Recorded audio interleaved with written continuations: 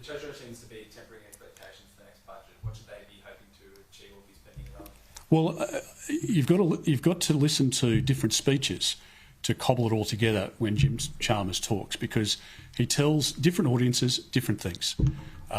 He's either wanting to contain inflation, and inflation is a problem in this country. It's homegrown because they've spent over $200 billion extra over the course of the last 18 months or so. That's fuelled inflation and therefore fuelled interest rates. I think the second point is that if you go to his next speech, he's talking about spending because he's worried about the cost of living crisis which Labor created. He then goes to the next speech. It's a combination of those two things. So he's going to deliver a surplus but spend more money and tax less. It's the usual economic magic pudding of Labor governments.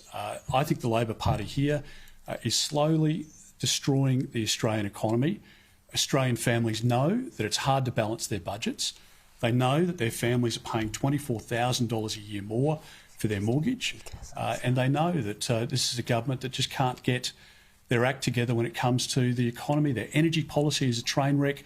People are paying more and more when they go to the supermarket for their groceries because of the policies of this Albanese government. And I don't think the Treasurer can get his story straight at the moment, but is he saving? Is he spending?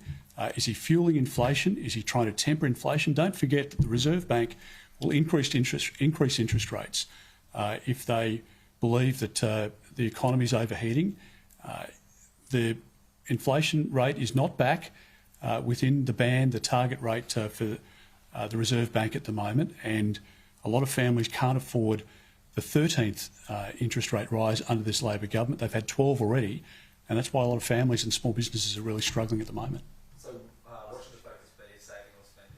Well, again, if the government believes that inflation's under control, then they're going to move settings. But that is at odds with what the Reserve Bank is saying at the moment. So let's see what the Treasurer has to say in May. But clearly, there are pretty significant issues that they've got, and a lot of decisions they've made in two budgets have made it harder, not easier for families.